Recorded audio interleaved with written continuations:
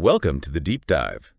Ready to dive into the world of control systems? We're going to go from the basics all the way to confidently tackling control system problems. That's the goal.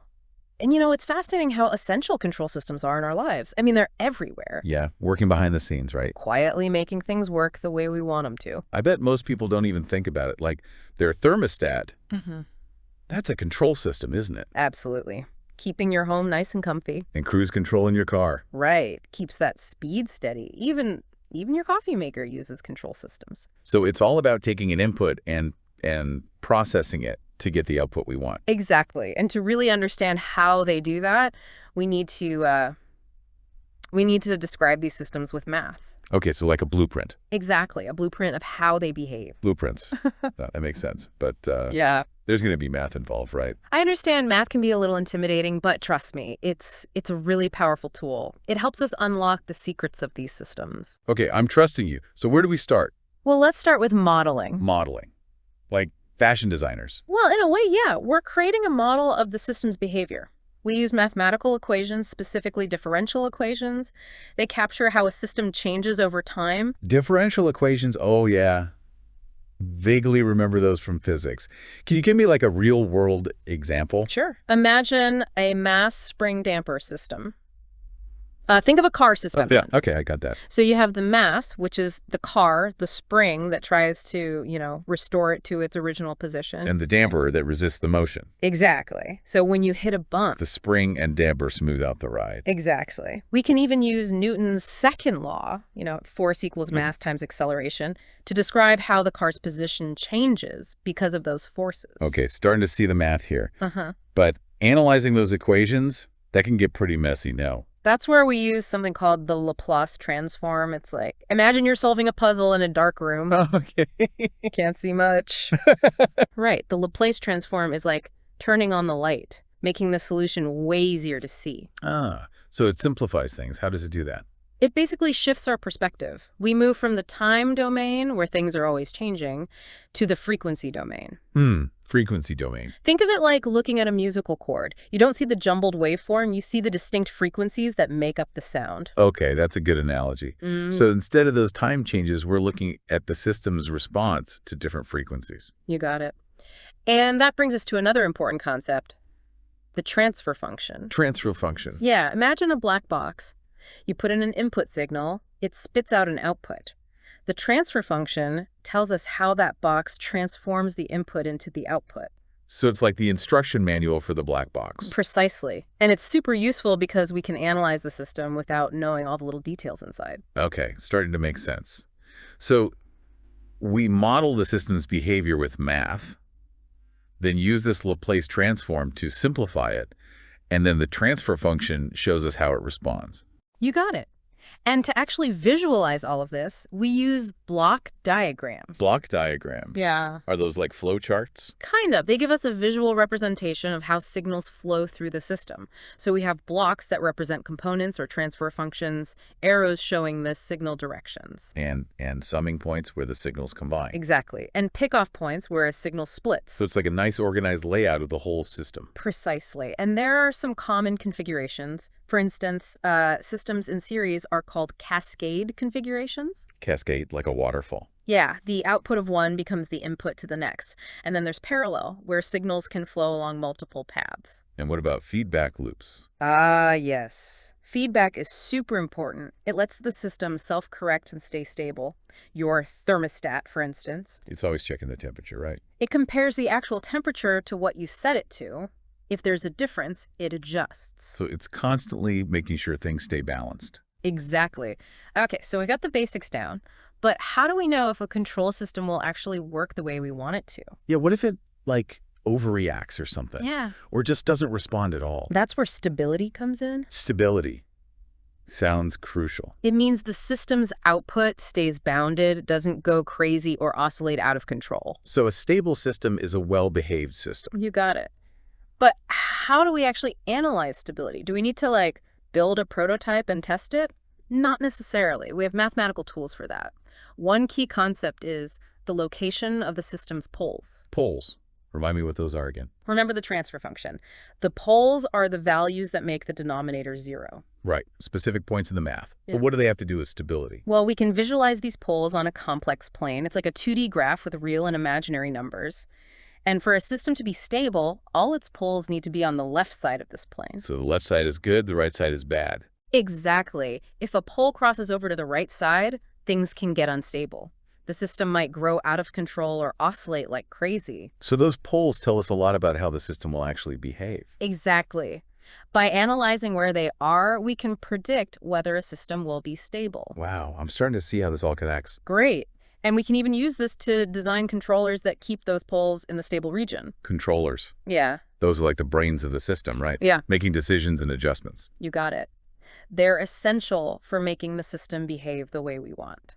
And that brings us to another important concept, time response. Time response. Oh, yeah. How the output changes over time. Precisely. We can analyze it to see how fast the system reacts, if it overshoots, how long it takes to settle down, all sorts of things. Okay, I'm putting it all together now.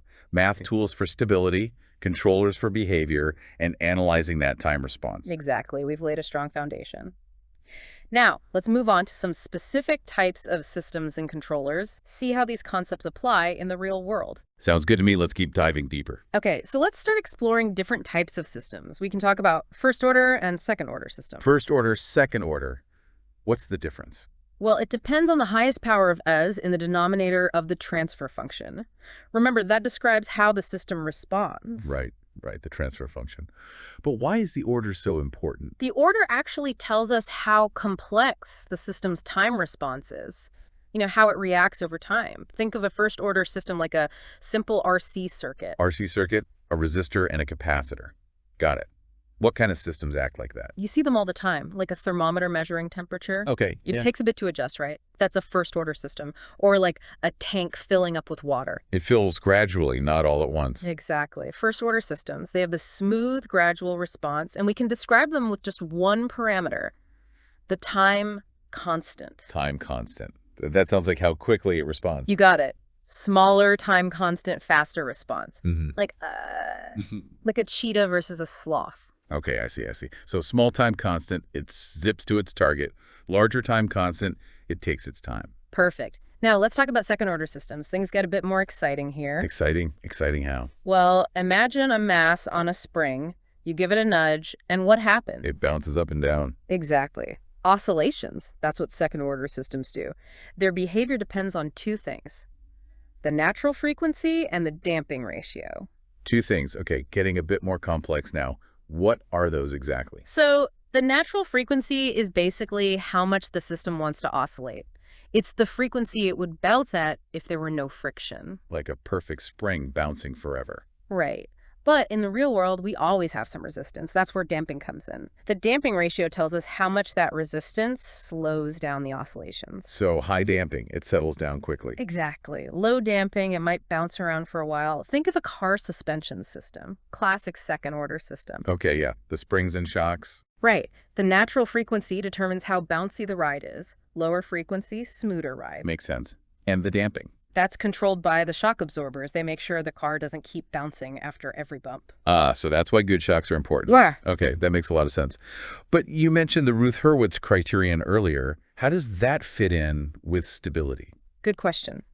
The Routh-Hurwitz criterion is a tool that helps us figure out if a system is stable, but without having to actually solve for the poles. Sounds like a useful shortcut. How does it work? We start with the characteristic equation of the system, and then we use the coefficients from that equation to build a table called the Routh array. A table. So we're just organizing the numbers. Exactly. And then the trick is to look at the first column of that table. If any of the signs change, like from positive to negative, that means the system is unstable. Just looking for sign changes. That's pretty straightforward. It is. It tells us that there's a pole in the wrong half of that complex plane we talked about, so the system is unstable. Okay, got it. What if we have a 0 in that first column? Ah, good catch. That's a special case. It could mean the system is marginally stable, right on the edge, or it might have imaginary roots, leading to oscillations that don't settle down. So 0 means we need to look closer. Exactly. Now, what if an entire row in that Ruth array is all zeros. That sounds like a bad sign. It means there's something interesting going on with the poles. Often it indicates symmetric roots in the complex plane, which could lead to those oscillations or instability. So the Routh-Hurwitz criterion helps us get a good sense of the system's stability without getting too deep into the math. Precisely. Now let's shift gears and think about how we can actually control these systems. How do we make them behave the way we want? That's what I want to know. We've analyzed stability, but now we need to learn how to actually control things. Exactly. And that's where controllers come in. Controllers, they're the ones that make the decisions, send commands to the system. You got it. Like a thermostat telling the heater to turn on. One of the most common types is the PID controller. PID, right? Proportional integral derivative. But what does that actually mean in practice? Think of it as 3 different ways to control the system. The proportional part reacts to the current error, the difference between what we want and what's actually happening. Okay, so proportional is all about the right. Exactly. The integral part considers the accumulated error over time. It's like slowly correcting for a drift. So integral is about making sure we eventually hit the target accurately. You got it. And lastly, the derivative part anticipates future errors. It looks at how fast the error is changing. So it's like looking ahead, trying to prevent problems before they happen. Precisely. These 3 parts work together to give us really precise control, and we can even adjust the gains for each part. Gains, like knobs we can tweak. That's a great way to think about it. They control how much each part contributes to the overall control. And there are methods for finding the best gain settings. This is getting pretty advanced, but I like it. It's powerful stuff. And to analyze how well a PID controller is working, we can use something called the root locus. Root locus. Didn't we talk about that before? We did. It's about those poles and how they move when we change a system parameter, usually the controller gain. So it's like a map of how stability changes as we adjust the gain. Exactly. It's a great tool for finding stable operating ranges and even predicting how the system will respond. It's all coming together now. We've got tools for analyzing stability, designing controllers, and even predicting behavior. You're getting it. And once you understand these basics, you can start tackling more complex systems and different types of controllers. We can even start talking about how to actually implement them in the real world. Sounds like a plan. That's Let's see how all this works in practice. All right, so I've got all these control system concepts in my head, but seeing them in action would really help. Absolutely. Real-world examples are the best way to make it all click. Let's start with something simple. Cruise control in a car. Okay, I use that all the time. Never really thought about how it works, though. It's a great example of a feedback control system.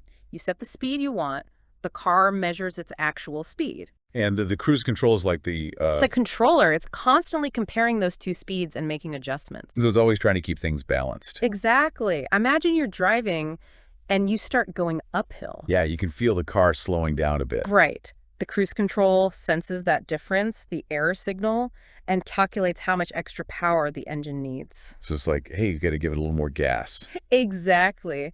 It sends a command to the engine to increase the throttle. And going downhill, it does the opposite, right? You got it. Reduces the throttle to prevent speeding up. It's constantly monitoring and adjusting. Wow, it's amazing how much is happening behind the scenes. And it has to deal with all sorts of things like wind resistance, changes in the road, even how many people are in the car. That's impressive. Yeah. Okay, let's try something more complex. What about a robotic arm, like the ones used in factories? Robotic arms are a great example of systems with multiple inputs and outputs. We need to control a lot of things at once. Yeah, all those joints and movements. Right. Each joint needs its own control, but they also need to work together. That sounds really difficult. I mean, even trying to coordinate your own arm to pick up something delicate, that takes a lot of control. It does. And for that, we often use state space control. Remember state variables. They describe the system's current condition. Yeah, like the position and velocity of each joint. Exactly.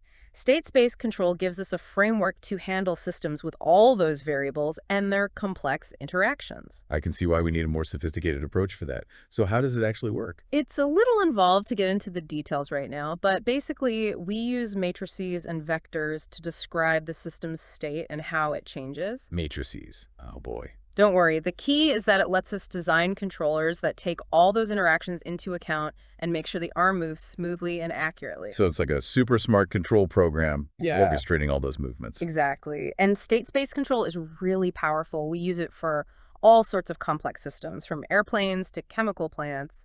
It's amazing to see the impact control systems have everywhere, from everyday things like cruise control to those complex robotic arms. It's a constantly evolving field, too.